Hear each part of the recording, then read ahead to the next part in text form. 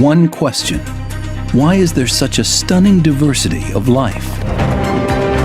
One answer: evolution. Charles Darwin's brilliant theory that explains how species adapt and change. It's been called the best idea anyone ever had. But there's one big problem. How does it actually work? Now, extraordinary science is answering that question.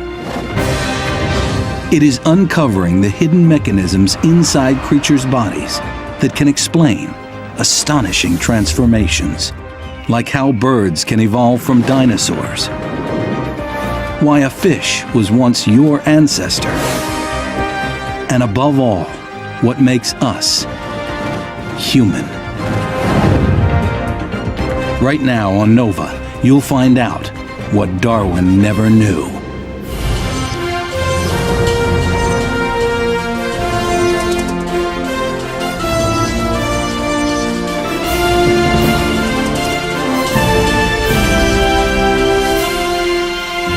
Major funding for NOVA is provided by the following.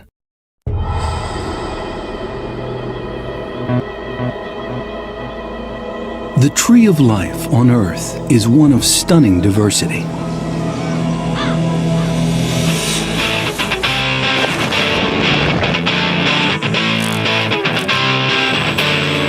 "9,000 species of birds, 350,000 kinds of beetles, 28,000 types of fish, 2 million living species, and counting. And we are just one of them.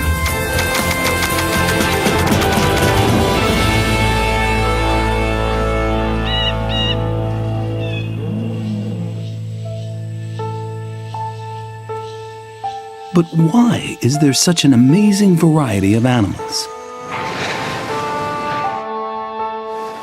Why are there so many types of fish? So many different species of beetle? How did this extraordinary profusion of life on Earth come about? Today, we celebrate the man who would ultimately answer that question. Charles Darwin. He was born 200 years ago, and it is 150 years since he published the work that has become the bedrock of our understanding of life on Earth. What Darwin wanted to understand was how you get this extraordinary diversity of life on Earth. He was spot on. He really nailed it. Darwin's theory of evolution, his account of why species adapt and change, has been called the best idea anyone ever had. But even Darwin admitted that his work was incomplete.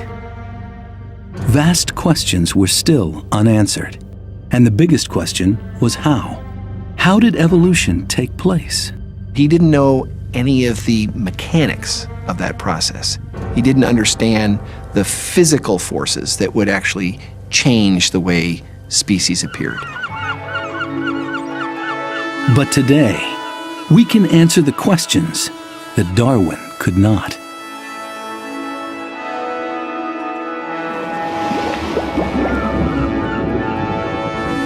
We can look under the hood of evolution and see exactly how this mysterious process gives rise to such astounding diversity. What's incredible about this time and from a scientific perspective is we're going to be able to understand that diversity. And that just adds to the excitement. It doesn't demystify it, it makes it all the more magical. And this is the magic and mystery of evolution. Over eons of time, a single species gives rise to many. An ancient fish evolves to become the ancestor of all four-limbed animals, even us. And one species, our own, develops a large and uniquely complex brain enabling us to dominate the planet. This is the search for the answers to what Darwin never knew.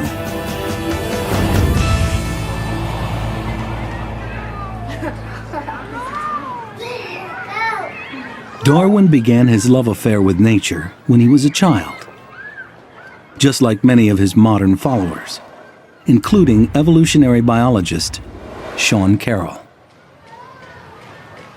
Well, I developed my interest in animals the same way I think most biologists did, which is either going out in the backyard or going to zoos. And anytime I got a chance, I'd flip over logs and look for salamanders and snakes and frogs and things like this. And I was just fascinated with their patterns and behavior. So it was with the young Charles Darwin. Young Charles liked to traipse around the outdoors. He loved to collect beetles and things. He was a completely ordinary kid, and he didn't like school. In fact, he was such a poor student that his father, a rather successful physician and a pretty imposing figure, was worried about Darwin's direction in life. So his father packed him off to Edinburgh, the finest medical school in Europe, to become a doctor.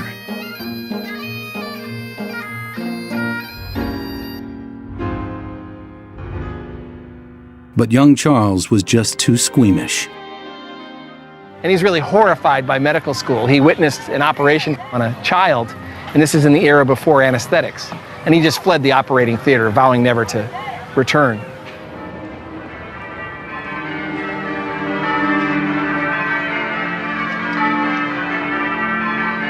Next, his father sent him to Cambridge to study for the clergy. He didn't succeed at that either, but he did find his direction in life, reviving his childhood interest in nature. Darwin starts on his path to his divinity degree, and he starts to mature as a student. He becomes more serious about some subjects, particularly natural history, and he learns a lot more about botany and about geology and these things. He's becoming a pretty solid field scientist. His reputation as a naturalist gained him a spectacular invitation.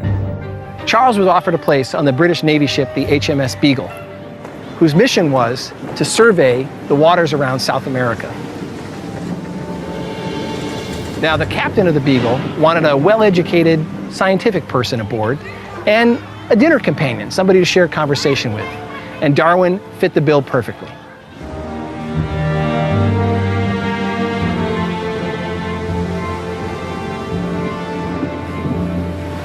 And so, Charles Darwin set off on a fateful voyage that would revolutionize our understanding of life's great diversity.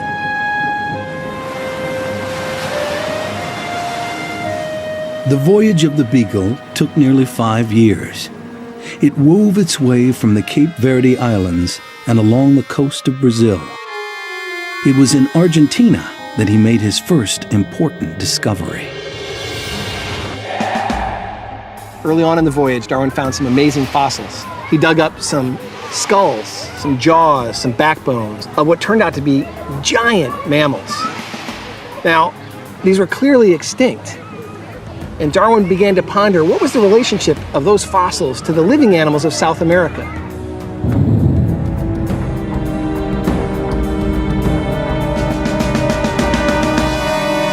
But one port of call on Darwin's voyage proved more important than all the others. The Galapagos. This cluster of 13 isolated islands lies 600 miles off the coast of Ecuador in the Pacific Ocean. These islands are home to unusual animals found nowhere else on Earth. Penguins that live at the equator and swim in warm water instead of the frigid seas of the South Pole. Giant tortoises that weigh up to 600 pounds. Iguanas, huge lizards that swim and dive in the sea. Everywhere else, they dwell only on land.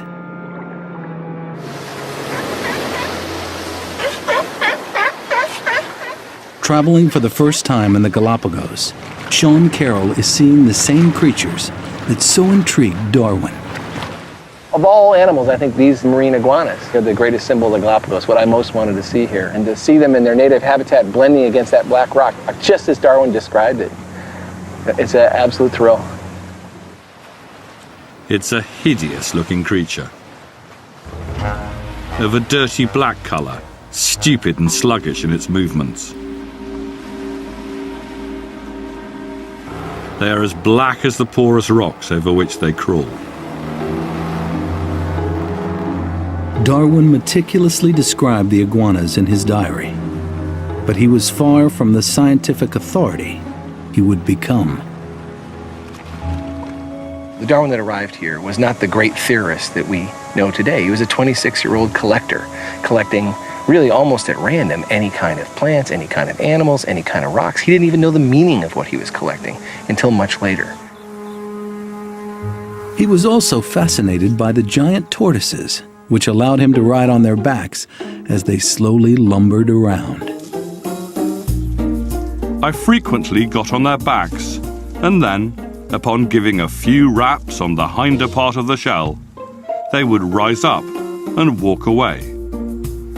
But I found it very difficult to keep my balance. Darwin measured the creature's extreme slowness, about 4 miles a day, he calculated. But the local people knew something else about the tortoises. That they could tell which island any tortoise came from just by looking at its shell. Their shells differed depending on which island they lived on.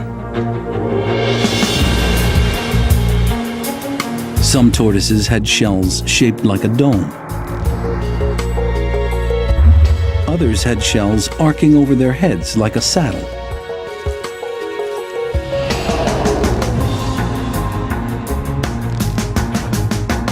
Others differed subtly in color, or by how much the bottom of the shell flared out.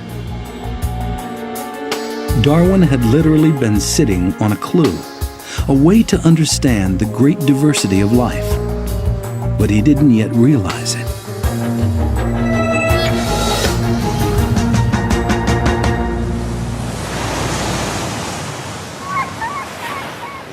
Instead, Darwin turned his attention to birds. The islands were full of what seemed to be a familiar assortment of species.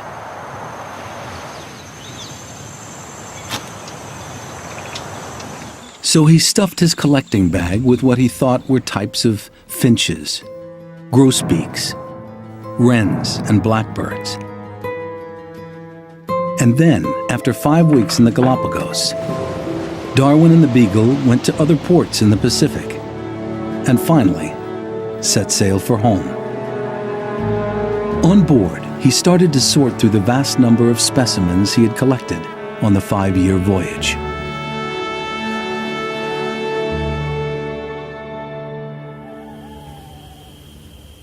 But it was not until he returned to Britain that he was able to make sense of them. It began with a startling revelation. All the different birds he had collected actually were variations of a single type.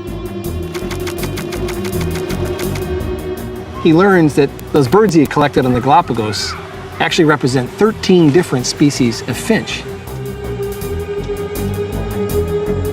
What misled Darwin was that they looked radically different. Some had wide, tough beaks, others had long, slender ones.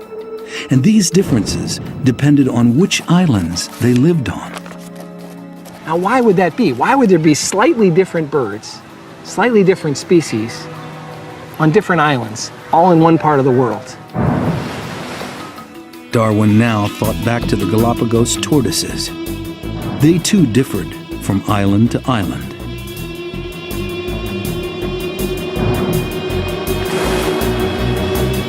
His brain began racing.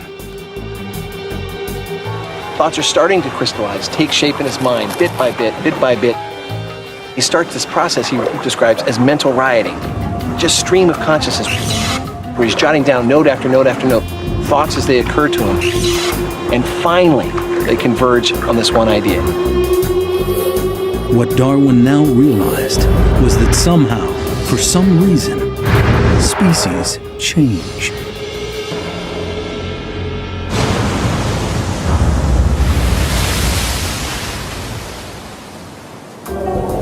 Originally, there must have been just one type of finch in the Galapagos. But over time, it had diversified into many kinds, with different beak shapes. The same for the tortoises. One type of tortoise must have turned into many kinds, with different shells, depending on which island they lived on.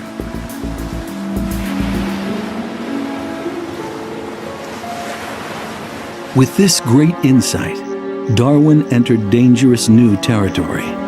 The standard view at the time was that God had created every species, and that what God had created was perfect and could not change.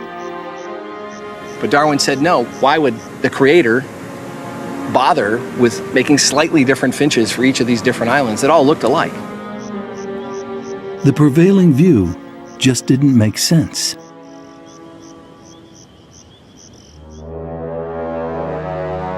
But this was only the beginning of Darwin's revolution. He turned his attention to the fossils he had collected in South America. One was of a giant sloth. Another was of a huge armadillo-like creature. These animals were extinct. But little sloths still existed in South America, and so did smaller armadillos. What could this mean? It dawned on him that they resembled each other, so what he had found in the ground were the buried ancestors of the living animals of South America. So again, here was more evidence that species changed.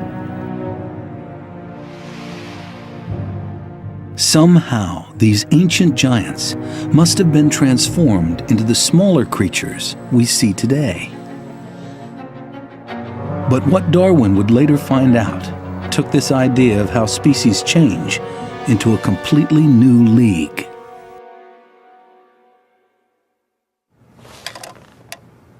In Victorian times, scientists routinely studied life forms at the embryonic stage. How these tiny forms develop from just a single cell into an entire creature has long been seen as one of the wonders of nature. Watching a developing embryo is truly the most glorious miracle of nature. I mean, no baloney. What Darwin learned from studying the embryos amazed him. In snake embryos, you could see tiny bumps, the bony rudiments of legs. But these would never develop in the adult snake. Darwin wondered, were snakes somehow descended from animals with legs?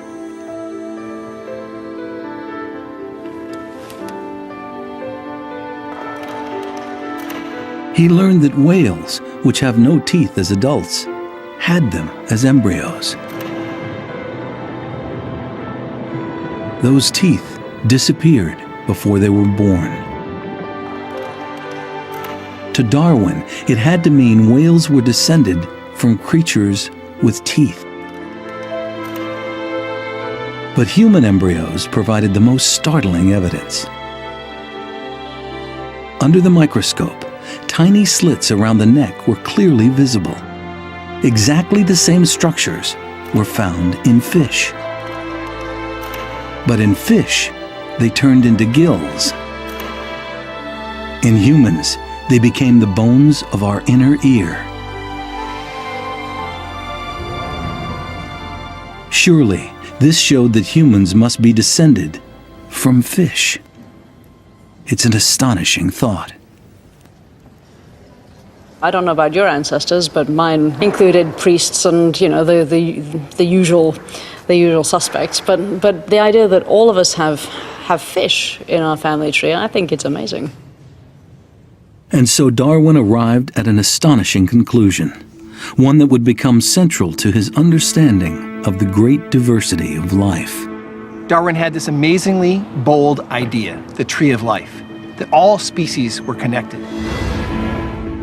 And what it meant was, if you go far enough back in our family tree of humans, you'll come to fish. If you go far enough back in the family tree of birds, you'll come to dinosaurs.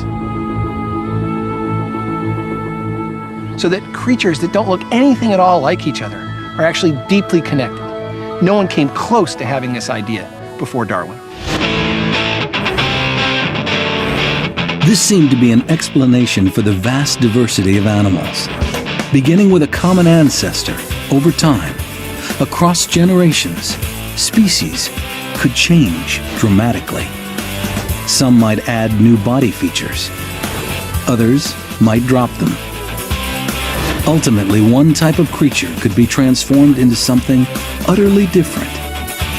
It's a process Darwin called descent with modification.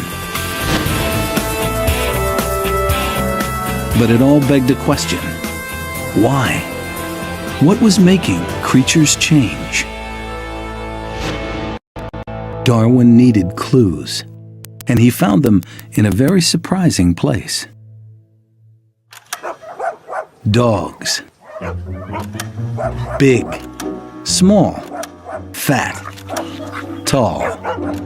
The British have long been obsessed by them.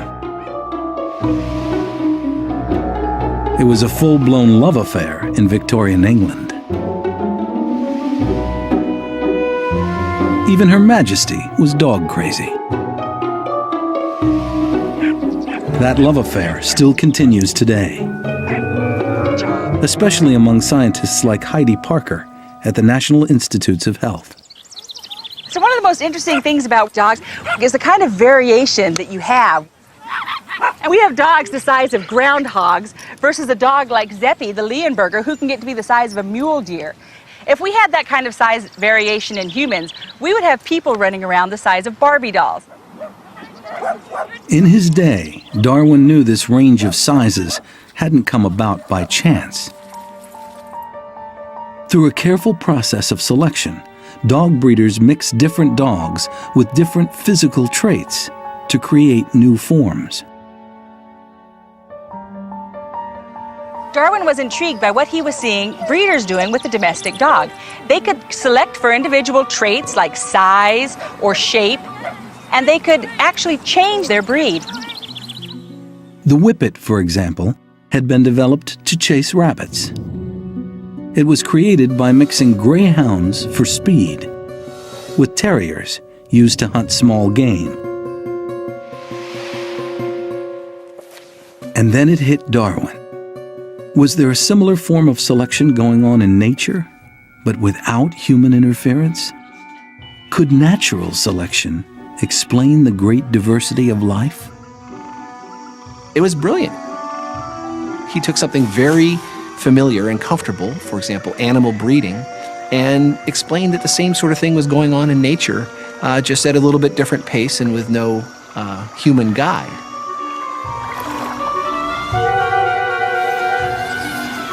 But what could be carrying out selection in the wild?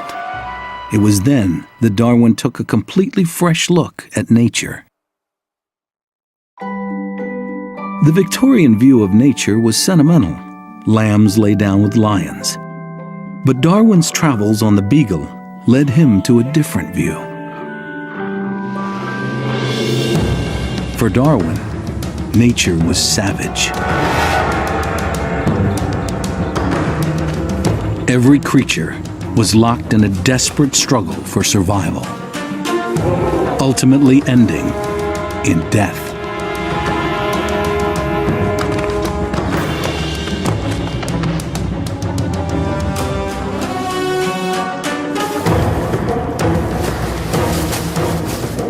The scale of death in nature is absolutely horrendous.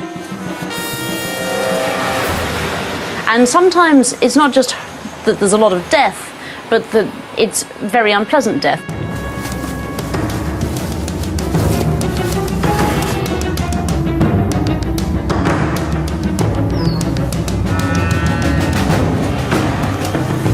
But in all this brutal chaos, Darwin saw a pattern.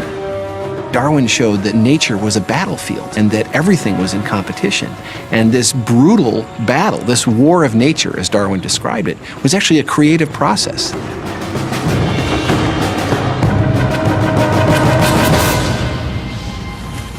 The pattern that Darwin saw was that the creatures that survived were those best adapted to the specific environments they lived in.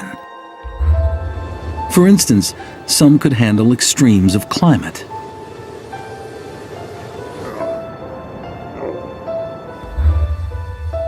Others were brilliantly honed killing machines, perfect for catching the available prey.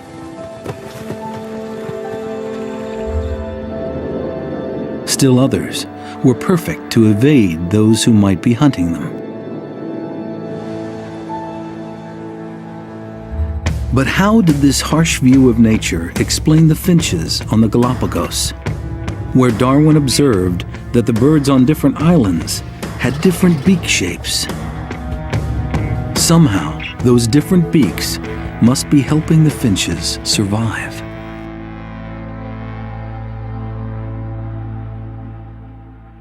The finches of the Galapagos Islands have beaks of many sizes and shapes, and there's a reason for that.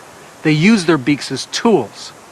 Now, if you think of the type of tool you would want to crush a seed that's very tough, but it's the food that you really like, you'd want a beak like this, which is the type of beak the ground finch has. On an island where the only food is seeds that are hard to crack, a short, powerful beak will mean a finch will survive. But on another island, the available food isn't seeds, but flowers. If you wanted to get into narrow spaces to get pollen and nectar that are very hard to get at, you wouldn't need a big, strong beak, you'd need a probing beak. So on a different island, where you have a different food source, you have a different beak shape. And this pattern was repeated across the Galapagos. It seems that the finch's beaks had altered to fit the diet of each particular island. And that was how one original type of finch had been transformed into many.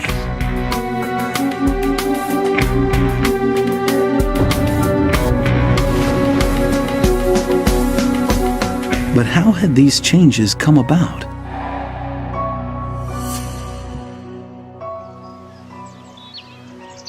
Here, Darwin had another clue. He could see it in his own family. As every parent knows, no two children are ever exactly the same. Charles looked different from his brother Erasmus, even though they shared the same parents. Charles's children looked a bit like him and his wife Emma. But they too looked different from each other. That was something he called variation. He realized that not every individual was the same, stamped out like a toy from a press, but there was variation. Darwin realized that variation must be the starting point for change in nature. In any generation, the animals in a litter are never quite the same. And in the wild, such a tiny variation might make all the difference between life and death. Two penguins, for instance, might differ a tiny bit in the thickness of their blubber. A big factor if you live in extreme cold. In a harsh climate, the environment will select who will live and who will die. And slowly, Darwin suggested over many, many generations, these tiny variations would allow the fit to get fitter and the unfit would vanish. These variations accumulate and eventually new species branch off. This is evolution by natural selection. It is one of the keys to how new species are formed. And so, in 1859, after years of painstaking research, Darwin finally published his masterwork on the origin of species. It is still impossible to overstate its importance. It was really a quantum advance in understanding. It shook people up. It changed the way people thought. Gone was the idea that all species were created perfect and immutable, taken as an article of faith. In its place, Darwin provided a proper scientific theory based on facts and observation. It is much more than the presentation of simply the idea of natural selection. It's a vision of how evolution by natural selection works. 150 years later, his theory has stood the test of time. What's amazing is that Darwin got so much right. His ideas largely stay intact today. But Darwin himself acknowledged that there were holes in his theory.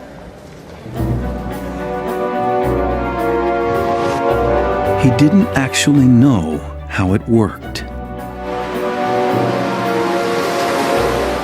What was happening inside a creature's body that makes it change? But now, at last, modern science is providing the answers through a hidden mechanism that Darwin knew nothing about.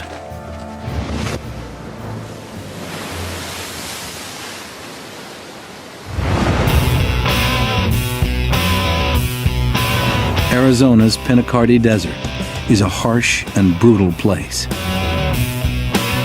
especially if you're a rock pocket mouse. They're the Snickers bar of the desert. They really are. They're eaten by everything. They're probably eaten by foxes and coyotes and rattlesnakes, owls. Weighing just half an ounce, this mouse could never fight off these large predators. Its best hope for survival is camouflage.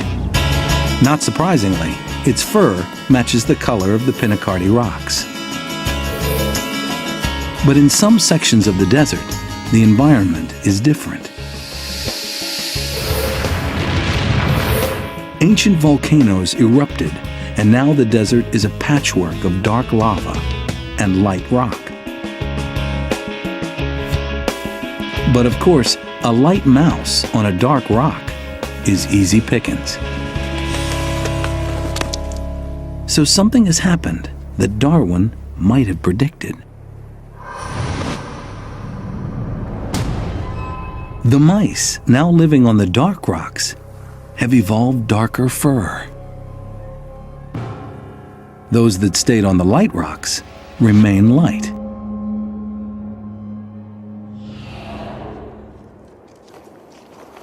Michael Nachman was fascinated. How had this happened? To find out, he first needed to catch some mice. So with Sean Carroll, he visits a line of traps he set the previous night. All of the dark ones have a white underbelly, and presumably there's no selection for dark on the belly because predators are coming from above.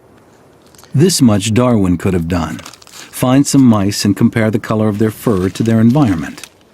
But Nachman can now do something that Darwin never could. He can look inside the animal's DNA.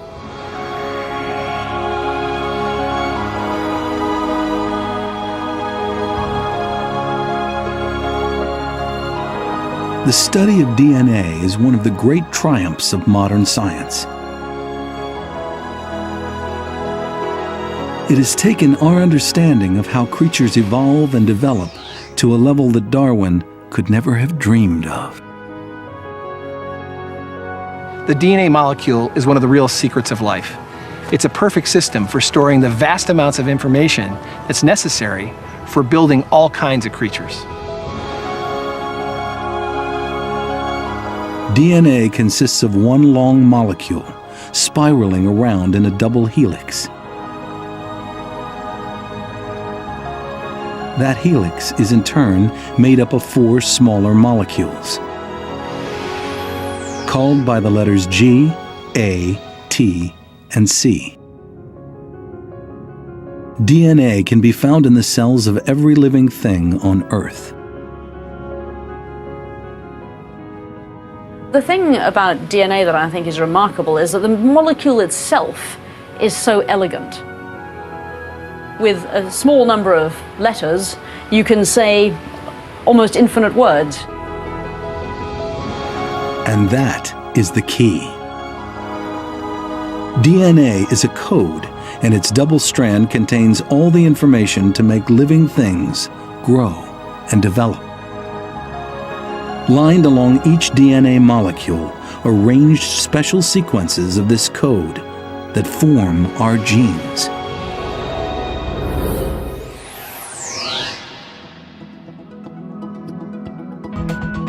Many genes get translated into proteins. And these proteins make the stuff of our bodies. One protein makes hair. Another makes cartilage. Others make muscle. What makes DNA so amazing is that it just contains 4 letters. But all sorts of combinations of those 4 letters contains all the information for making all the creatures that are on the planet. It's a gene that determines whether our eyes are blue or not. Another gives us freckles. Another gives us dimples. But DNA has one other vital quality. It doesn't stay the same.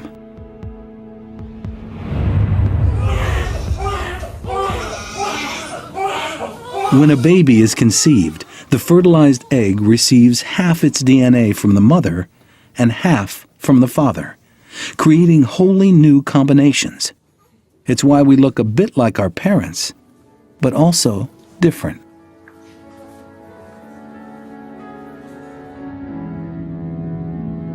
Another way that DNA can change is mutation. Mutation is a critical ingredient in the recipe for evolution. Without mutation, everything would stay constant, generation after generation. Mutation generates variation, differences between individuals. Mutations can happen as our DNA copies itself when our cells divide and our bodies develop. An A, for instance, can be replaced by a G, or a C by a T. This can cause minute changes that no one is even aware of.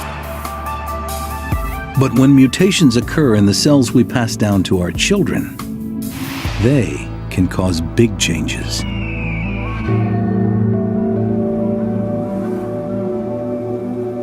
Like turning a light-colored mouse dark. Mutation seems to mean that something bad has happened. Well, mutations are neither good or bad. Whether they are favored or whether they are rejected or whether they're just neutral depends upon the conditions an organism finds itself. So for the pocket mouse, a mutation that caused the mouse to turn black, that is good if you're living on black rock. It's bad if you're living out in the sandy desert. It was that mutation, the one that turned a light-colored mouse dark, that Michael Nachman was hunting for.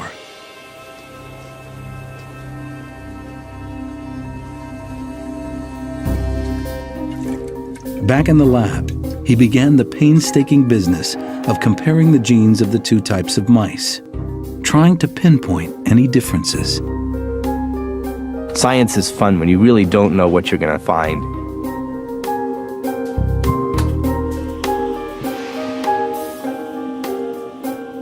One by one, the genes in the 2 mice proved identical.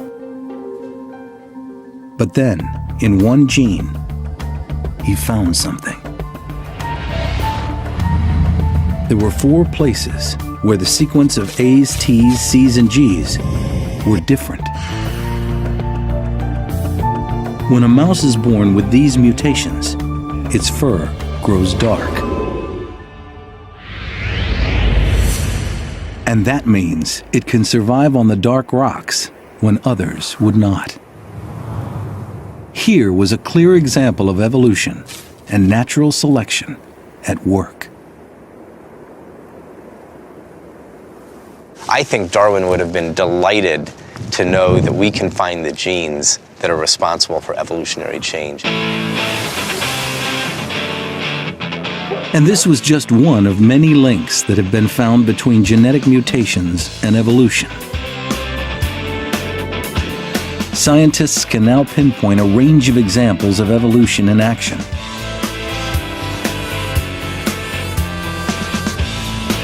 The colobus monkey can see in color because of a mutation in one gene. It can now tell nutritious red leaves from tough old green ones. A genetic glitch gave this Antarctic fish a potent antifreeze in its blood, so it can survive in the icy waters when others cannot. So powerful was this link between genetic mutation and evolution that an idea took hold. To understand how evolution works, all you need to do is compare creatures' genes.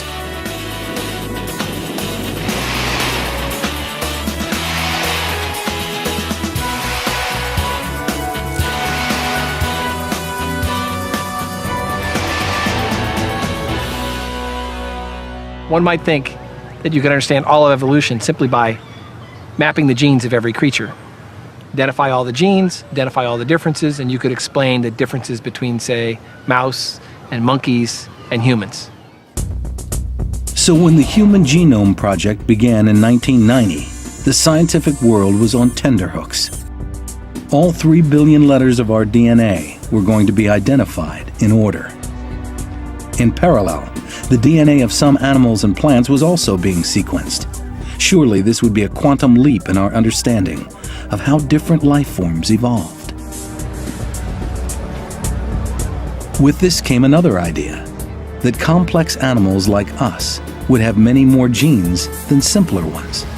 Here we are, the most complex and sophisticated animal on the planet, right? You might think that would require a whole lot more genetic information. The betting was on. Just how big would our genome be compared to other life forms? There were estimates that humans would have between, let's say, 80,000 and 120,000 genes.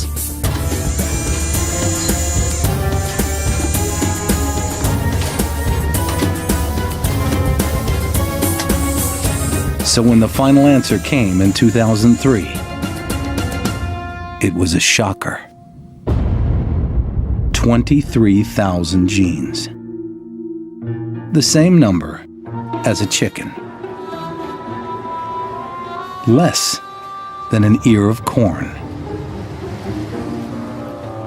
I mean, people were freaked out by the relatively small number of genes. It's down to something like 22 or 23,000 protein-coding genes in the human genome. The simple nematode worm has about that same number.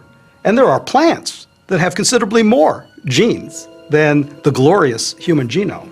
The whole Human Genome Project has been a humbling experience as we've discovered that actually it doesn't take as many genes to make a human as we'd all hoped. And it wasn't just that we had so few genes, but many of our key genes were identical to those of other animals. Huge though the breakthrough had been, the genetic revolution had opened up a whole new set of puzzles. As a solution to the mystery of how evolution works, genes and their mutations were only part of the story. There had to be something else, more subtle and more mysterious going on. We have to explain then, how do you get all these differences if you have really similar sets of genes? The quest to uncover what Darwin never knew would have to start again. The first tantalizing clues would come from those life forms that Darwin himself had studied, embryos. Look at these embryos. It is almost impossible to tell just days after conception which is the chicken, the turtle, the bat, the human. They look almost the same. Only as they grow does it become clear which is which. Darwin wondered, as scientists do today, how could they start out so similar and end up so different? There is something profound about what the embryo is telling us, and we have rediscovered what Darwin was talking about all along, that the embryo is where the action is in terms of animal diversity. It is the platform for diversity. What fascinates modern biologists is that all these different animals don't just look the same. They are using virtually the same set of key genes to build their bodies.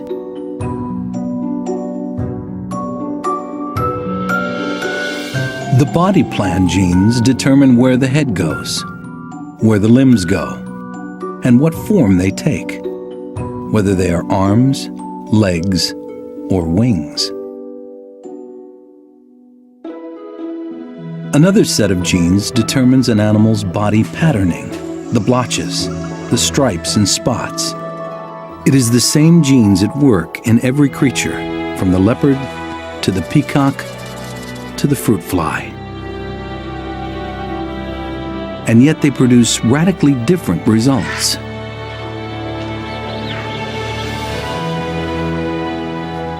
This has led scientists to a crucial insight about how animal bodies have evolved. It's not the number of genes that counts. It's not the genes you have, but how you use them that generates the great diversity of the animal kingdom.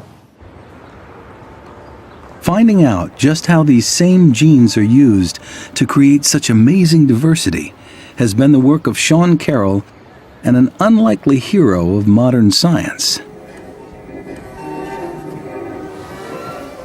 The fruit fly. As much as I'd like to study the mammals of the African savanna, they make poor choices for laboratory animals. They're large, expensive, and they reproduce very slowly. To get data, we have to find the simplest examples of the phenomenon we want to understand. But the humble fruit fly does weird and wonderful things. This fruit fly is dancing for sex. A rapt female takes in the show. She's particularly besotted by the dark spots on the male's wings. Watching it all is an equally besotted Sean Carroll. And you might think them just be annoying, but they're really charming. And the males of this species does a rather elaborate courtship dance where he displays these spotted wings in front of the female. To us, is as magnificent as what a peacock does.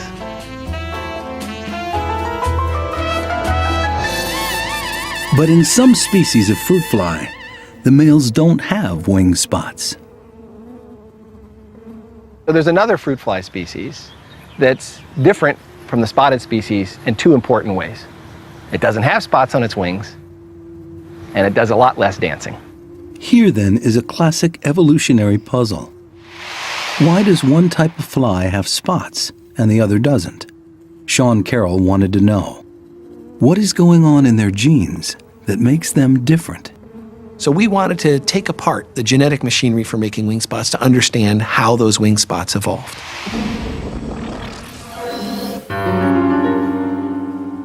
Carroll began the process of sifting through the two types of flies' DNA. He had one clue to set him on his way. He already knew the gene that codes for the black wing spots.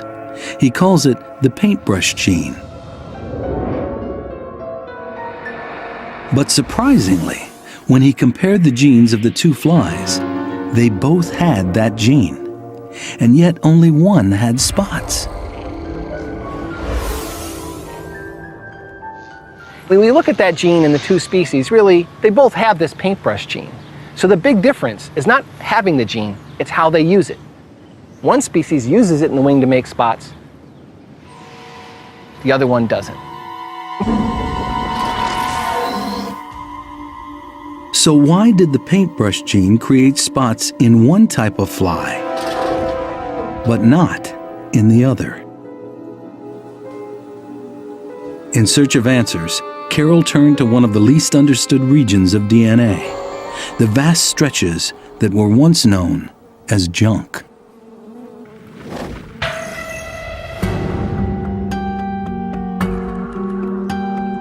It has been called the dark matter of the genome. Mysterious, uncharted, strange. The vast bulk of the double helix, some 98% of it, doesn't code for proteins, which make the stuff of our bodies. The genes which do comprise just 2%. Even now, no one is sure what much of this huge non-coding area actually does, but it has long beckoned evolutionary detectives like Sean Carroll. So, this is the band. So that's the fragment to test. Yeah. Carroll had already learned that the paintbrush gene itself was identical in the two types of fly, so he extended his search through their DNA. And in one place, just outside the paintbrush gene, he found an important clue. A stretch of DNA that was different in the fly with wing spots. What could this mean? So Carroll conducted an experiment. So you injecting glutathione today? He decided to put that mysterious stretch of DNA that he found in the spotted fly in the unspotted fly. To help him see if it had any effect, he attached it to a gene from a jellyfish, a gene that codes for a protein that makes the jellyfish glow. We cut the DNA up into little pieces, and we hook it up to a protein that glows in the dark. And then we inject that into the unspotted fly. And then something remarkable happened. When we looked at those unspotted flies, we see now their wings are glowing in the dark with spots. Somehow, that mysterious stretch of DNA had turned on the paintbrush gene in the unspotted fly's wings. Once spotless, now it had luminous spots. Bingo, we'd found the piece of DNA that mattered. Carroll had found something that is revolutionizing our understanding of how different animal bodies have evolved. A piece of DNA called a switch. Switches are not genes. They don't make stuff like hair, cartilage, or muscle. But they turn on and off the genes that do. Switches are very powerful parts of DNA because they allow animals to use genes in one place and not another, at one time and not another, and so choreograph the spots and stripes and splotches of animal bodies. In the case of the fruit fly, it's a mutation, a change in just a few letters of the DNA that has caused the paintbrush gene to be switched on.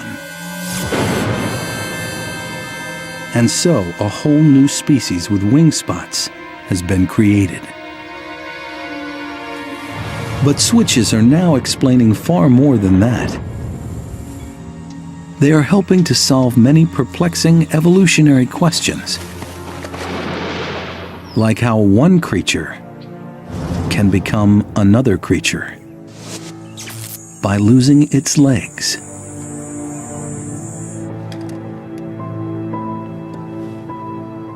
It all goes back to what Darwin had seen in the snake embryo. The rudiments of leg bumps. This convinced him that a snake must have evolved from some four-legged animal. Over the years, that same mysterious process, the losing of legs, has been seen in other creatures, like the whale.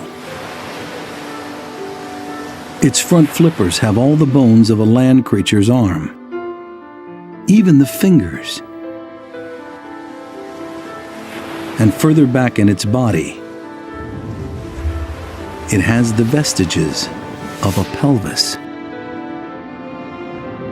Clearly, it is descended from an animal that walked on the land.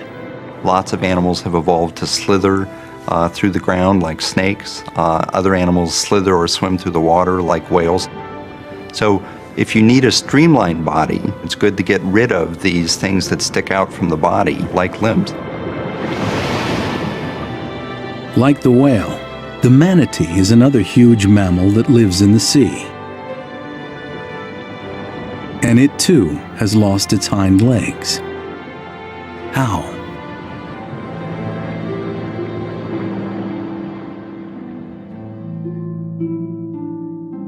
Darwin could never have answered that question.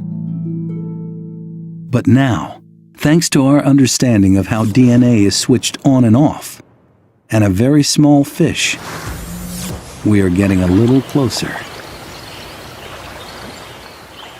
In this lake in British Columbia, there's a creature that really shouldn't be here. A stickleback.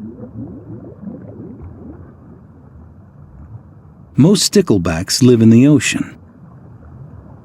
But some 10,000 years ago, a few were left stranded in this lake, cut off from the Pacific. And over the years, they have evolved.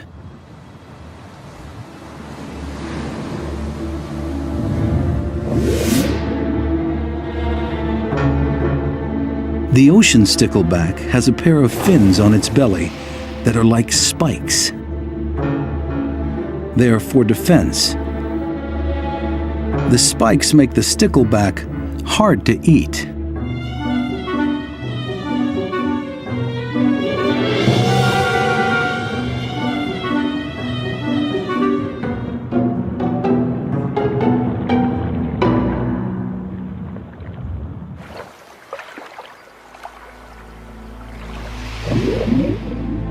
But the lake sticklebacks have lost those spikes on their bellies.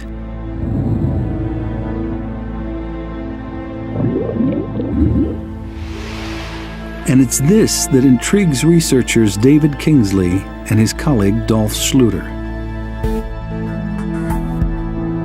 To understand what's behind it, they first identified the gene that makes the stickleback spikes. It's one of those key body plan genes, and not surprisingly, they found it to be identical in both the ocean and the lake stickleback. The question was, why hadn't it been turned on in the lake stickleback, which had lost its spikes? Kingsley felt the answer might lie in a switch. We know these genetic switches exist, but they're still very hard to find. We don't have a genetic code that lets us read along the DNA sequence and say there's a switch to turn a gene on in a particular place. But eventually, hunting through the vast stretch of DNA that does not code for proteins, he found it. A section of DNA that had mutated in the lake stickleback. These mutations meant that the switch was broken. It didn't turn on the gene that makes spikes.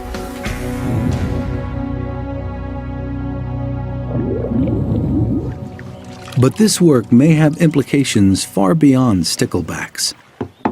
They are convinced that there is a link between the stickleback losing its spikes and other creatures, like a manatee losing their legs. And they have two tantalizing clues.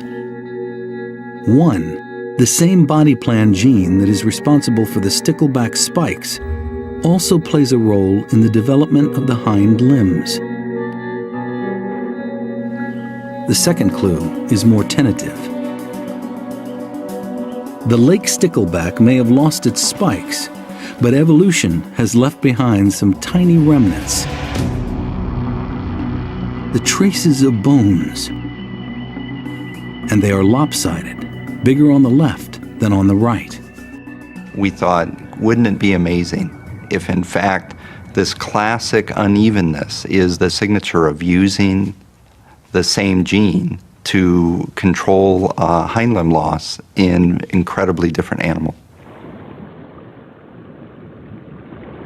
So Kingsley and his team went looking in manatees, searching for this lopsided pattern.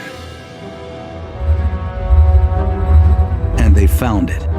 In box after box of manatee skeletons, they saw pelvic bones that were bigger on the left and smaller on the right. Right now, Kingsley and his team were looking for the same switch in the manatee that caused the lake stickleback to lose its spikes.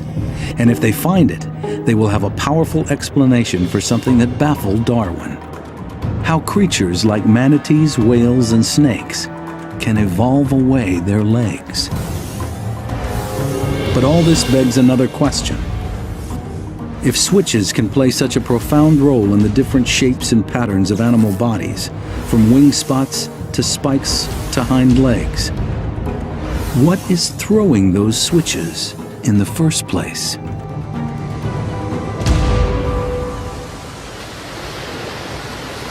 Researchers would see the answer in animals very familiar to Darwin, those Galapagos finches. Arkat Abjanov and Cliff Tabin have spent years trying to find out exactly how those Galapagos finches got their different beaks. Their starting point was what they had learned from Darwin himself.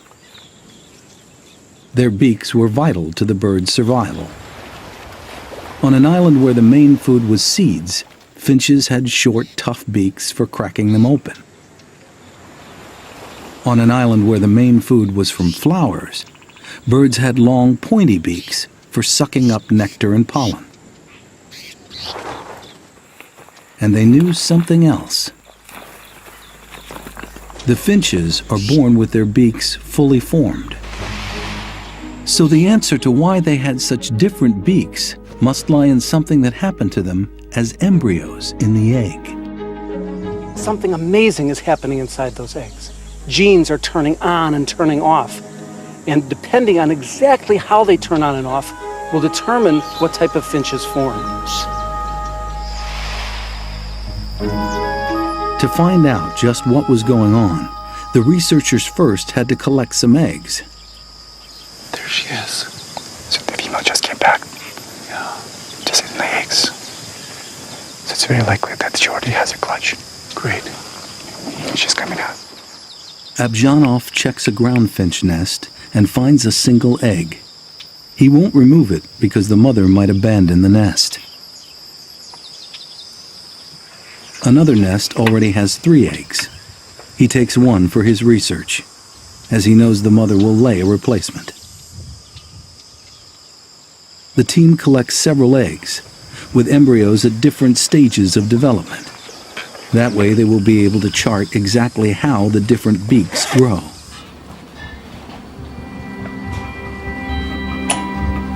Back in the lab, they can begin the process. This cactus finch embryo is well on the way to its signature long, pointy beak. And this ground finch embryo is growing a short, thick beak. What we wanted to do was try and understand the genes that were involved in making the beak the way it was, making a big, broad, thick beak different from a long, thin beak or a short, thin beak. They concentrated on a group of genes known to control the growth of birds' faces. As they looked, they saw something intriguing.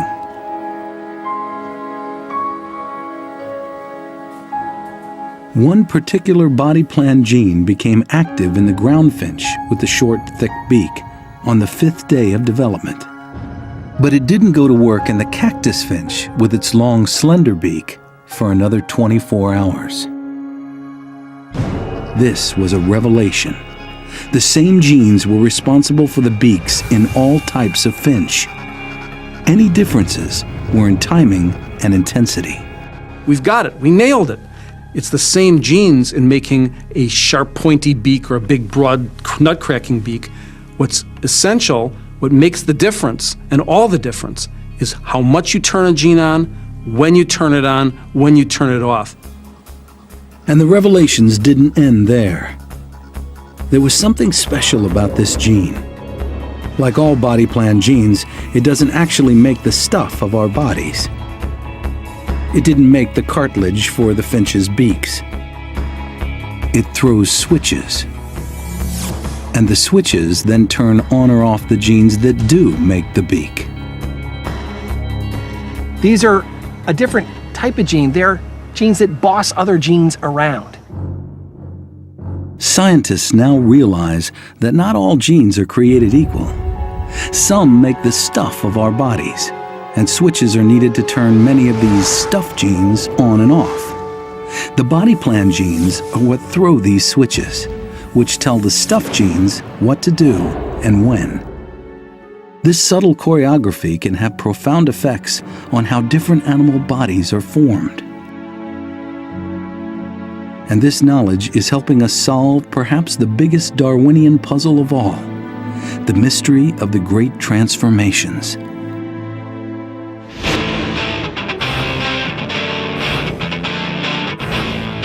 It all goes back to Darwin's idea of the tree of life,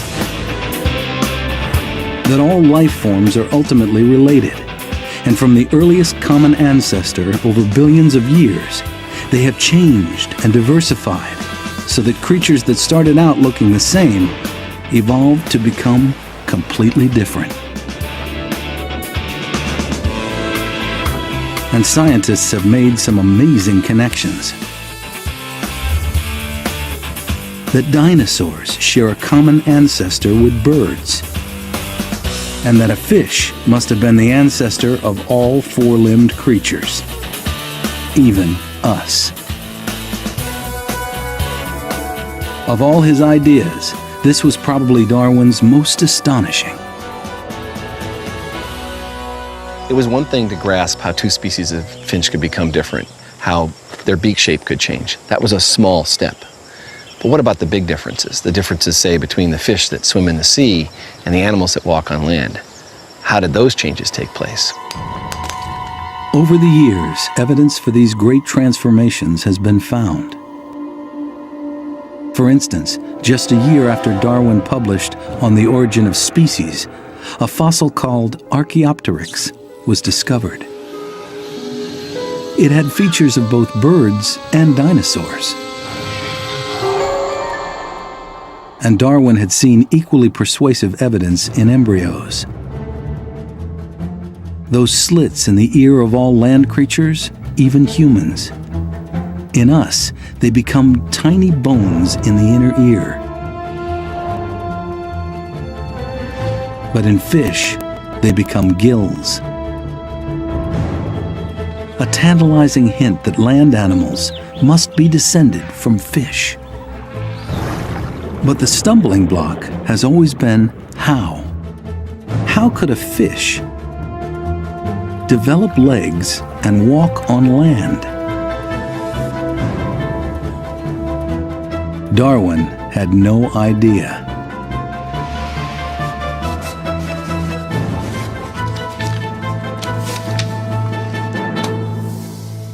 But Neil Shubin was determined to tackle that problem. It captured my imagination. I mean, here's a fin, and on the other side was a limb, and they looked different in many ways. And I thought, well, what a first-class scientific problem to devote my research to. And I've been devoting pretty much my research to it ever since, over 20 years. The first stage in Shubin's quest was to find a fossil. If Darwin were right, somewhere out there had to be a transitional form. A fossil that was part fish, but had the beginning of legs. But where to look?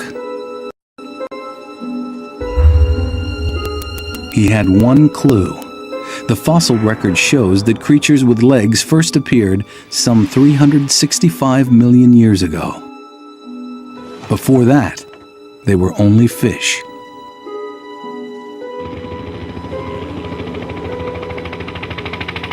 So summer after summer, Shubin set up camp on Ellesmere Island, just a few hundred miles from the North Pole. It has exposed rock from that crucial transitional time. The scientists' own video shows how remote and bleak the place was. It's cold. It's about freezing every day over the summer. Winds are high. They can get up to 50 miles an hour. There are polar bears there. We have to prepare ourselves by carrying guns. It's a beautiful place. You gotta love it. It's my summer home. Each expedition was costly, but after 3 of them, there was little to show for their efforts. A 4th trip seemed pointless. I remember having a conversation with my colleagues, saying, well, should we go? Is this really a waste of money? This was our do or die moment, and we almost didn't go. But they decided to try one last time.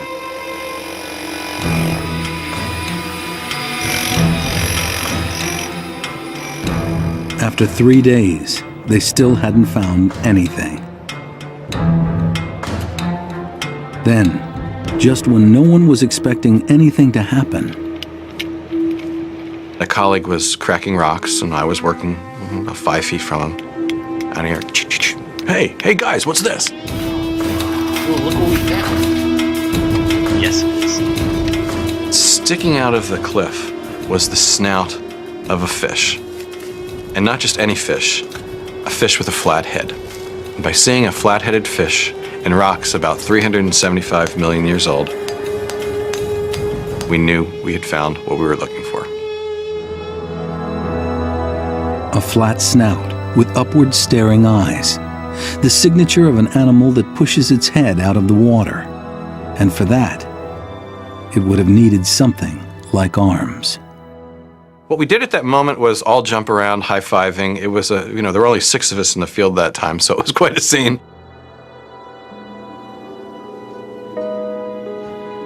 Back at home, Shubin and his team got to work, examining their 375-million-year-old fossil. They named their new finding Tiktaalik, an Inuit word for a freshwater fish. Tiktaalik is a perfect transitional form. Much of its body is that of a fish. It's covered in scales.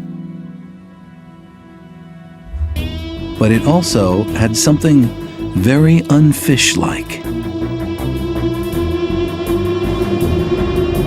An arm-like fin, or perhaps a fin-like arm.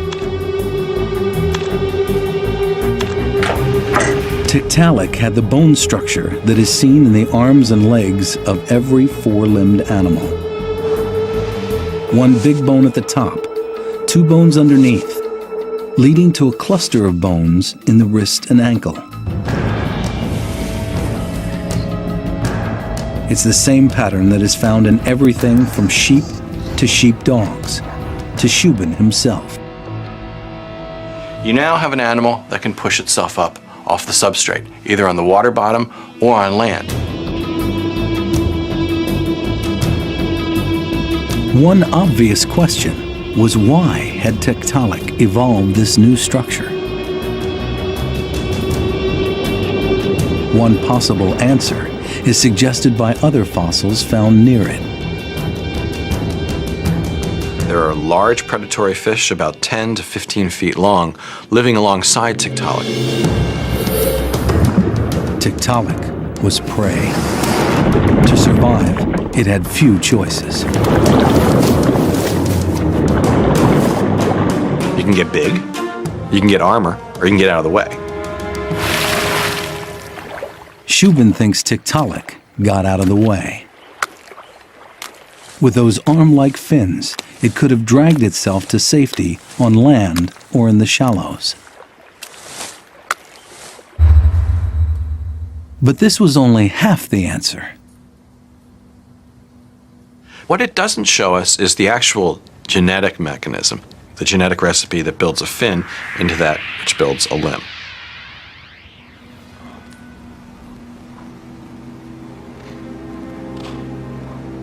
At 375 million years old, Tiktaalik's DNA had vanished long ago. Shubin needed a next of kin, a fish relative that was still alive. What we needed was a creature that was in the right part of the evolutionary tree, but also a fish that has a very fleshy fin. So the search was on. A number of fish fit the bill, but Shubin favored one in particular: the paddlefish. Paddlefish is a really weird fish. They develop this really long snout, and they're really voracious. They eat each other. So oftentimes you'll lose a lot of your fish when they swim together because they'll eat each other. Living in the shallow waters of the Mississippi, it's also a living fossil.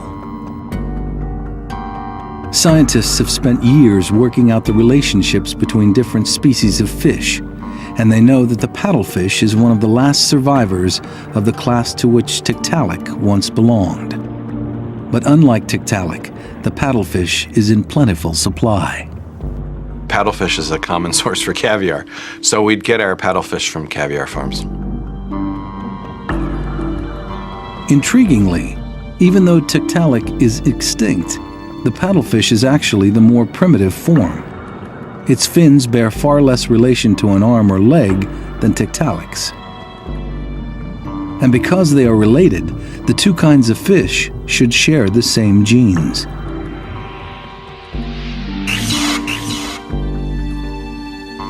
So Shubin began looking at paddlefish embryos, hunting for the genes that built its fins. And soon, he zeroed in on one particular group of body plan genes, called Hox genes.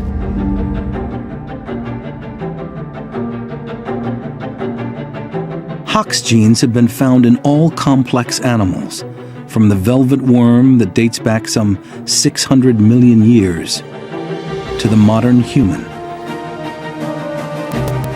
And in all that time, the letters of their DNA have remained virtually unchanged. They are aristocrats of the gene community, near the very top of the chain of command.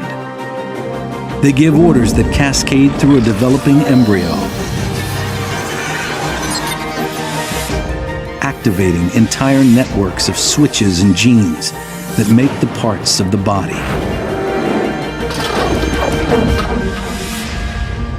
They are absolutely critical to the shape and form of a developing creature.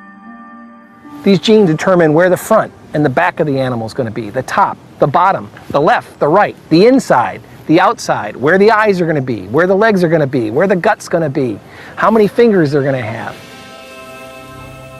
Shubin found that Hox genes had a key role in the formation of paddlefish fins.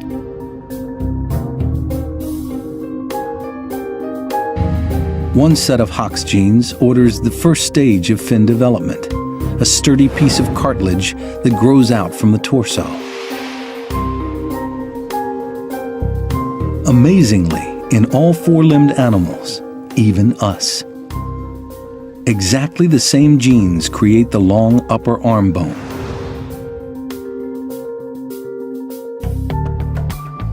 In the paddlefish, another set of Hox genes command the next stage of fin development. Again, exactly the same genes control the growth of our two forearm bones.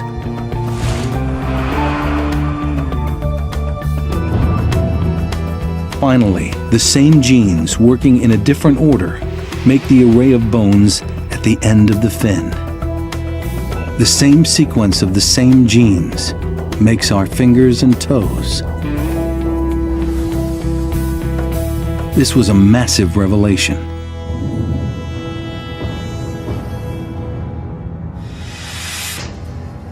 Suddenly, the origin of creatures with arms and legs didn't seem such a huge leap after all.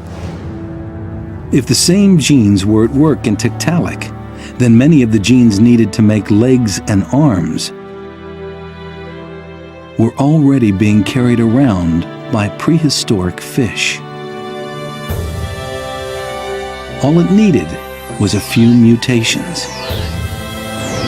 a few changes to the timing and order of what was turned off and on, and a fin could become a limb. Oftentimes, the origin of whole new structures in evolution doesn't involve the origin of new genes or whole new genetic recipes. Old genes, old genetic pathways can be reconfigured to make marvelously wonderful new things.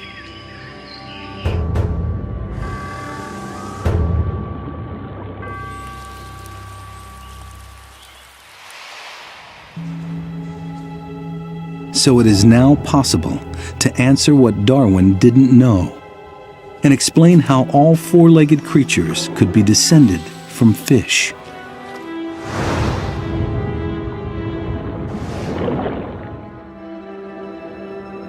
Around 375 million years ago, a creature like Tiktaalik was under attack, harried by predators.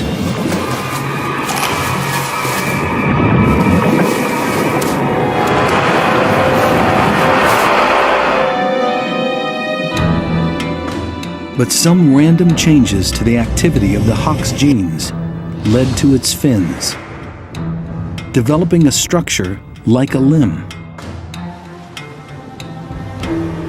Tiktaalik could now haul itself out of danger onto dry land.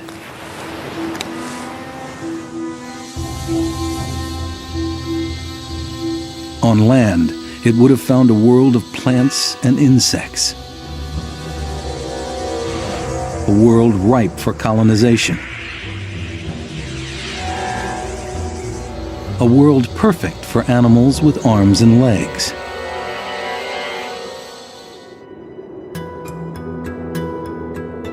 And so, over millions of years, these new limbs evolved, changed, and diversified. Some became adapted for running, others for flying, some for digging,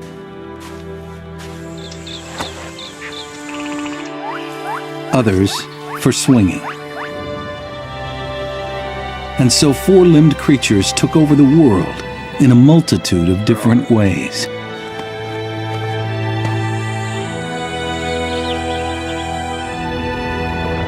And all because of some changes to an ancient set of genes. And this is the true wonder of where our new understanding of DNA has led us to. There are genes that make the stuff of our bodies, switches that turn them off and on, and still other genes that give those switches orders. Together, in a complex cascade of timing and intensity, they combine to produce the amazing diversity of life on this planet.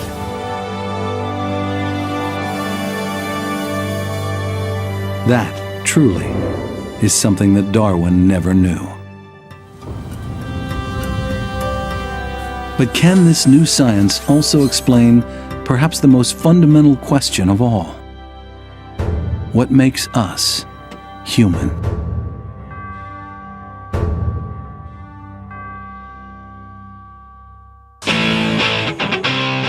The scope of human activity is simply astounding. What fascinated me were all the crazy things that humans do.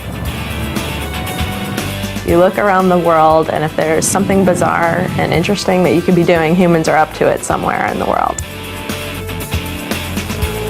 And when you look at all of this, you just have to ask yourself, what makes us special? What is the basis for this humanness? For all nature's wonders, the achievements of the human mind are truly unique. We are the only species to think about what others think about us,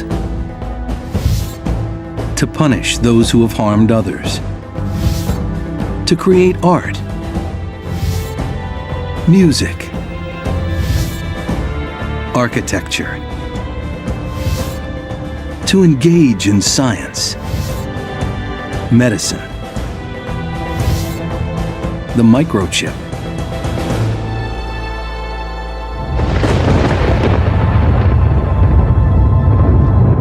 only we can destroy millions at the push of a button.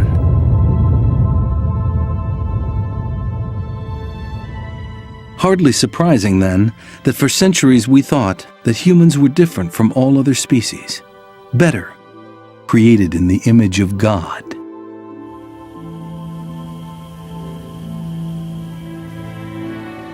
But then Darwin began to draw conclusions from evidence like gill slits in human embryos that showed that we were descended from fish.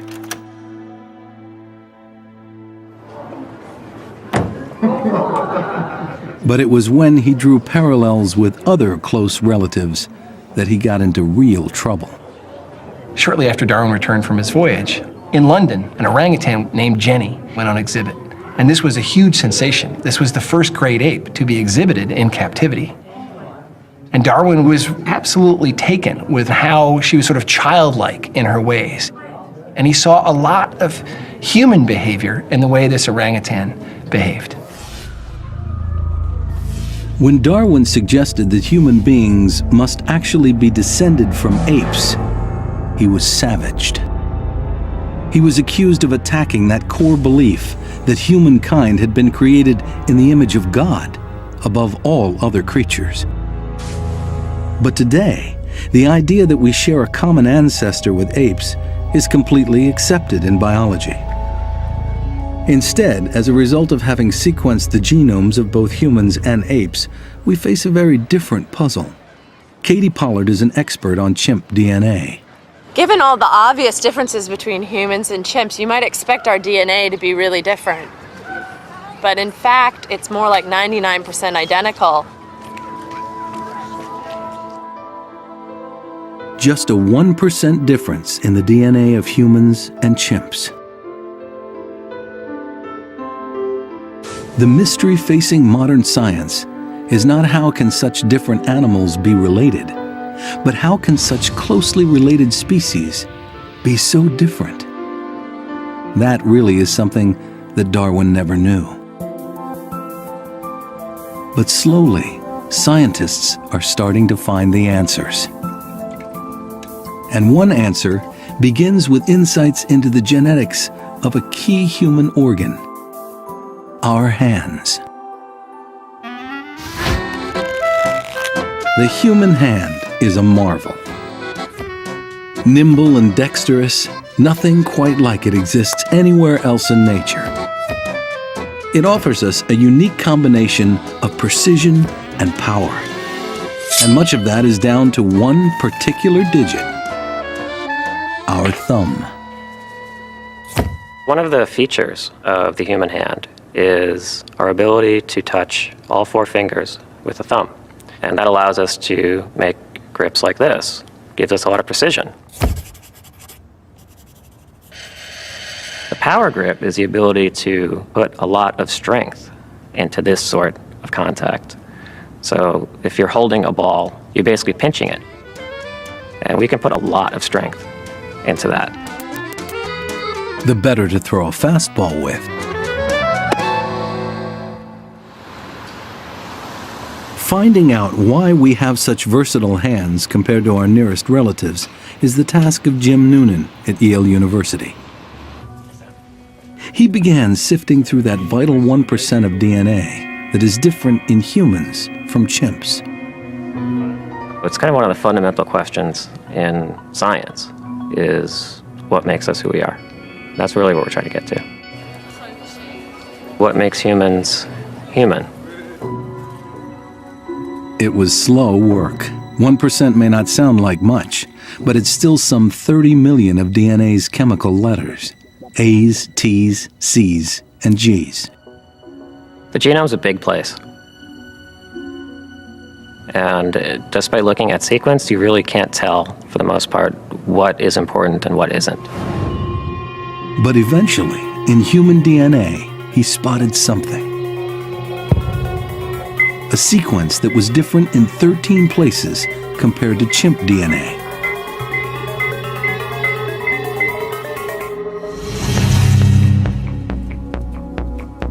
The trouble was, he had no idea what this piece of DNA actually did. To find out, he inserted it into the embryo of a mouse. To make the effects of the DNA easier to follow, he attached it to another gene that gives off a blue color. That way he could see where the gene became active in the embryo. As the embryo developed, the piece of DNA seemed to be active all over the place.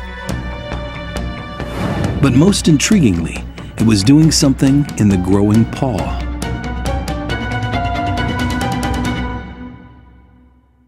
Well, I thought, wow, this is really cool. It was a really, really striking image. What Noonan saw was that the human DNA became active in the mouse embryo's thumb and big toe.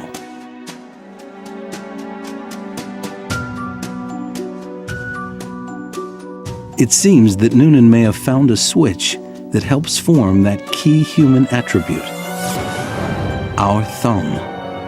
The part of our hand that gives us so much power and precision.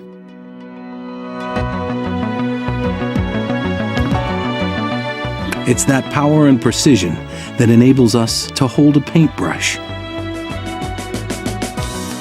manipulate tools, pilot a jet fighter, record our thoughts. All those things that separate us from other apes.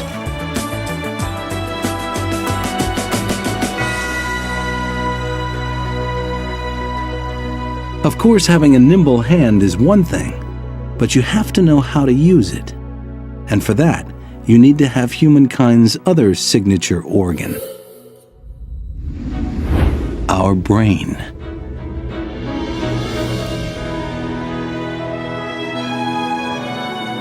The human brain is vast, 3 times bigger than a chimp's, and is structured very differently. How this extraordinary organ evolved is central to understanding why we are the way we are. It is something that Darwin himself was at a loss to explain, which is why many of his critics remained unconvinced by his account of human origins.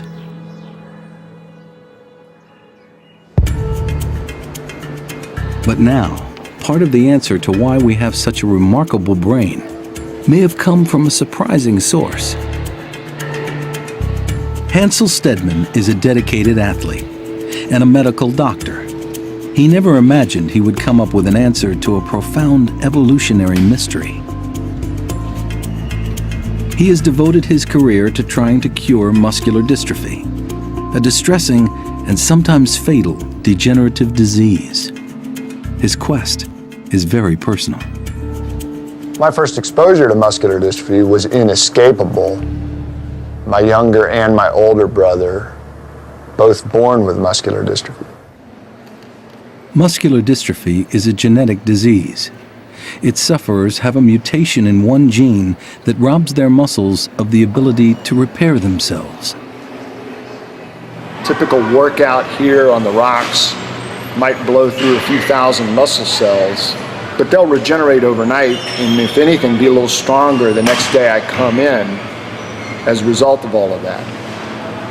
Whereas in muscular dystrophy, the injury process is greatly accelerated, and the injury process outstrips the body's ability to repair.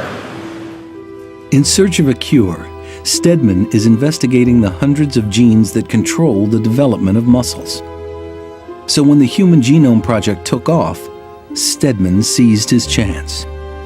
When the horsepower of the entire Human Genome Project kicked in, we knew exactly what to look for. Stedman was hunting for any new muscle-making genes. And so, as the human genome was sequenced, he began sifting through the vast mountains of data.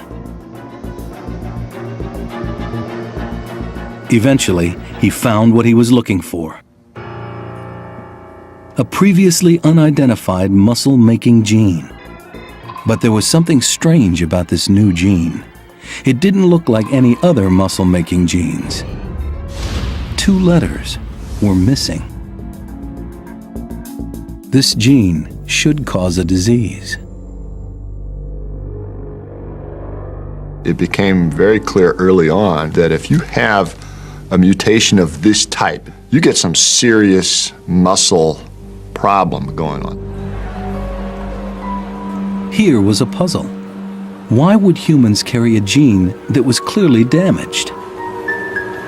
Perhaps it was simply a mistake in the data. Stedman decided to dig a little deeper and look in another human subject. In the Department of True Confessions, we do certain experiments first on ourselves, largely out of convenience. You know, you can swab your own cheek and get working on some DNA. To his utter amazement, he found the same damaged gene in himself. I'm seeing this in my own DNA, and it's suggesting, now, wait a minute, that means there's a muscle disease here somewhere, a muscle disease that I'm unaware of, and I thought it would be worth checking this out in some other members of the lab. A few swabs later, and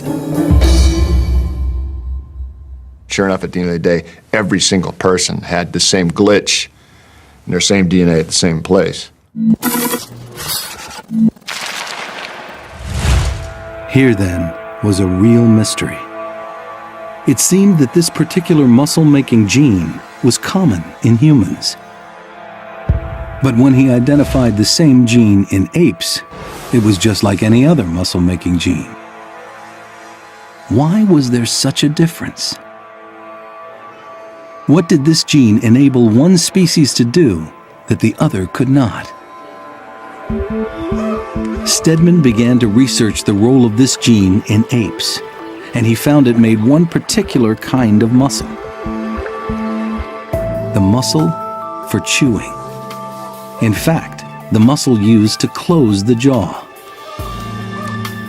In humans, that genetic glitch meant that we chew with just a fraction of the force of an ape. This in itself was interesting, but where Stedman went next was truly intriguing and highly controversial. He drew a direct connection between the power of our jaw muscle and the evolution of the human brain.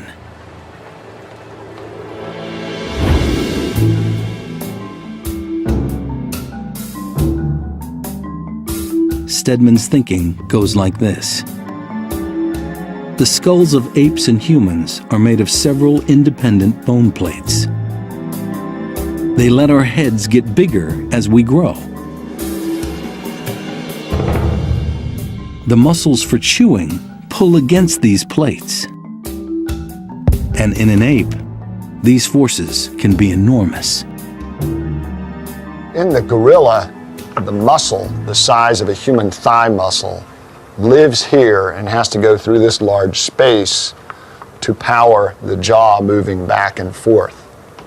We're not talking biceps, triceps, we're talking quad here. This is an enormous muscle that has to come right through this hole here to power the jaw closing apparatus. Stedman contends that all this muscle power forces an ape's skull plates to fuse together at an early stage. And this puts limits on how much the brain can grow. In the chimpanzee, gorilla, orangutan, those growth plates are pretty much shut down, closed for business by about 3-4 years of age. In a human, they remain open for growth to perhaps age 30. This, Stedman believes, is the key.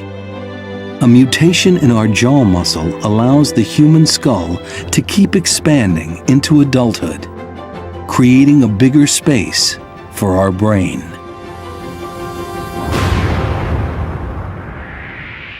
And so our most important organ is able to grow.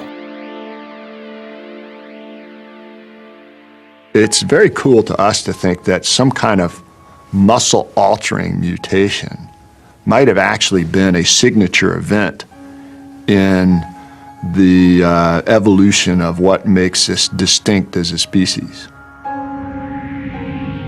It might have been an absolute prerequisite for us landing where we are today.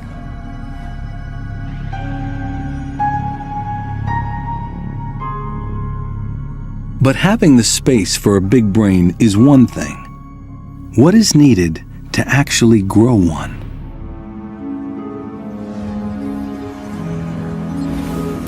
And again, a very small cerebral cortex with very few. That is the question that Chris Walsh is trying to answer. He's another scientist who never expected to be taking on what even Darwin didn't know. I never thought that I'd be studying evolution. I'm a neurologist interested in the brain and in kids with neurological problems. How you doing, buddy? You doing all right? Huh? Doing okay? No one was more surprised than us to find that the study of kids with disabilities would lead us into these fascinating evolutionary questions. Is breathing generally okay during the day? Sometimes when he gets startled, it'll go up fast, but then he calms himself right back down and it comes back. Walsh is a specialist in a rare disorder called microcephaly. Children with microcephaly are born with brains that can be half the normal size. This disorder can be very devastating for the kids that have it. They typically will have severe mental retardation, and so will not be able to achieve normal language and normal schooling. And so it's really an event that defines the whole family. It defines the lives not only of the child, but of the parents of that child. And these families are desperately eager to try to understand at least what caused the disorder in their kids. The purpose of Walsh's work was initially to help families that might be carrying any defective genes causing microcephaly to plan their lives. We're able to offer those families predictive testing so that if they're planning on having additional children, we can tell them ahead of time whether that child is likely to be affected or not.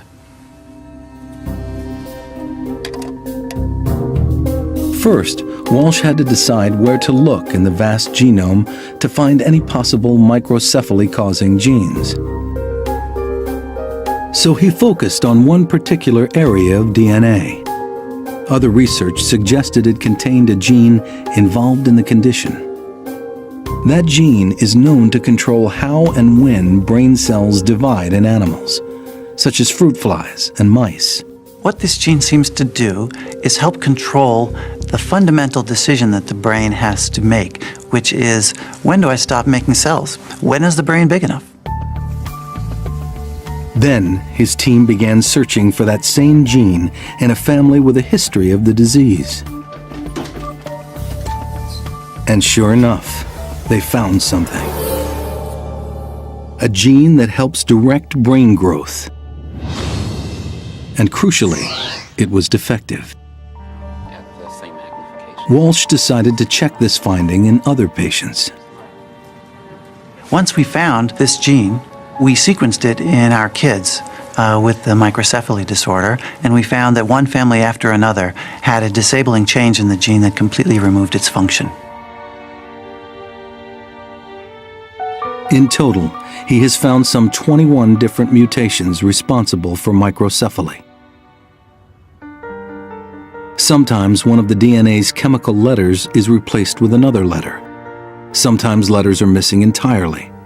But whatever the defect is, they all stop the brain cells from dividing at a very early stage of development. Walsh was now certain, thanks to his microcephaly patients, he had found a gene key to the growth of the human brain. Now he decided to compare normal versions of the gene found in healthy humans with the same gene in chimpanzees, our closest relatives. And what he found was astonishing. The gene in humans was radically different from that found in chimps. There had been a large series of mutations.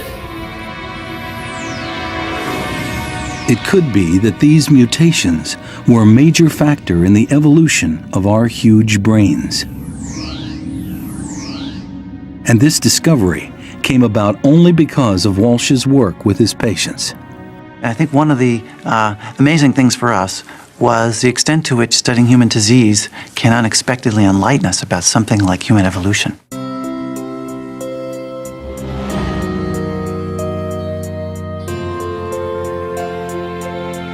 But this is only the beginning of our understanding of the evolution of the human brain.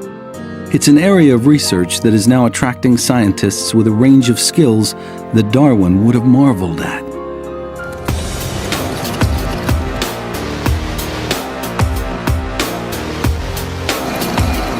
Katie Pollard is a biostatistician. Her life is spent crunching numbers. What I love about my work is geeking out on a computer and writing programs and thinking about biology. And that in doing this, I'm actually working on something that not just scientists care about, but really every human being can relate to and cares profoundly about. And that's what makes us human. Pollard has constructed an ambitious computer program. It's designed to highlight DNA that is similar in apes and other animals, but which is very different in humans. That way, she hopes to identify the key DNA that makes us, us. Out of these 15 million letters that make humans different from chimps, we need to try to figure out which ones were important. And so we use a technique which is to look for places where human is different from chimp, but chimp looks almost identical to the other animals. She too is looking for DNA relating to the human brain. The brain is one of the things that's changed the most during human evolution, both in terms of its complexity and its size. And so when we look to find the parts of our genome that make us human, we're particularly interested in finding out whether these are things that are involved in the brain. It is a huge feat of number crunching. As Pollard loaded in DNA sequences from both humans and chimps. You basically take a bunch of computer hard drives and you stack them up together. We were able to take a task that would have run for 35 years on a desktop computer and do it in one afternoon. And at the end of that afternoon, they had a whole array of material charting the differences between humans and chimps. Importantly, many of those differences were not in the actual genes. They were in switches.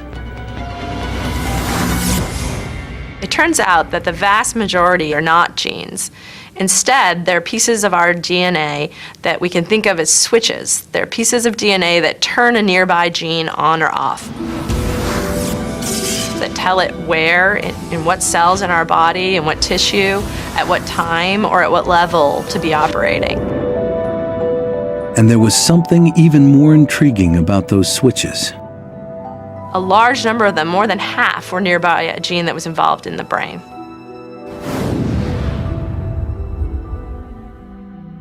In Pollard's work, one particular piece of DNA stood out.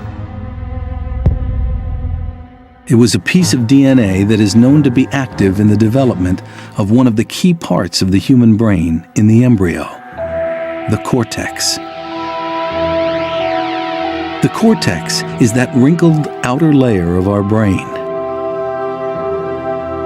It's vital for those defining human capabilities like language, music, and mathematics.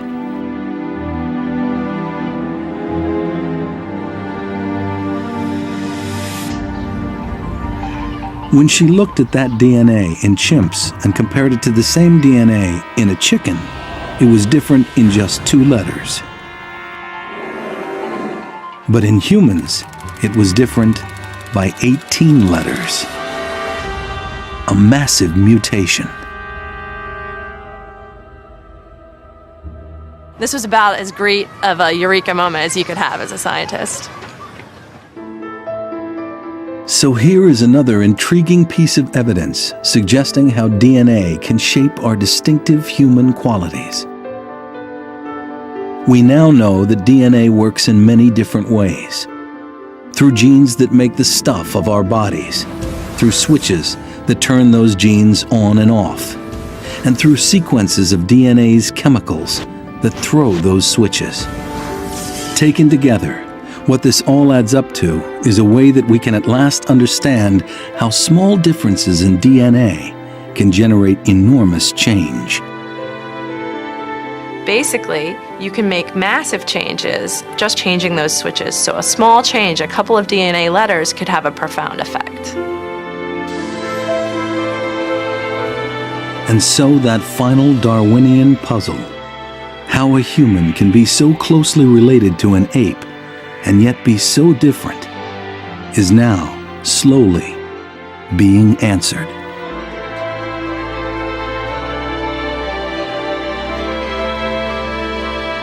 "150 years after Darwin first put forward his grand theory to explain the great diversity of life,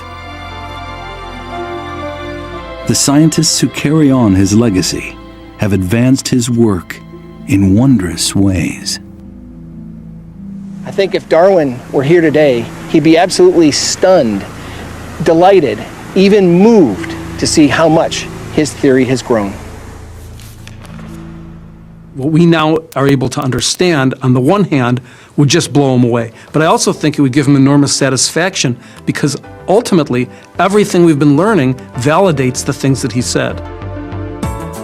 I think that Darwin was a remarkable scientist and absolutely should be celebrated. However, I do not think that he was the end of evolution. On the contrary, I think he was the beginning. He outlined the major points, but we have discovered more than I think he would have imagined possible.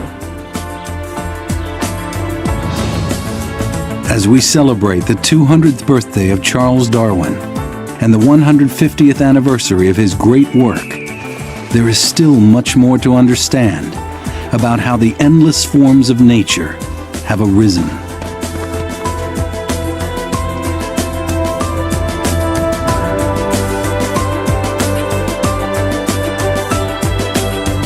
And in rising to that challenge, it is likely to continue to advance medicine and come to a better understanding of ourselves as well.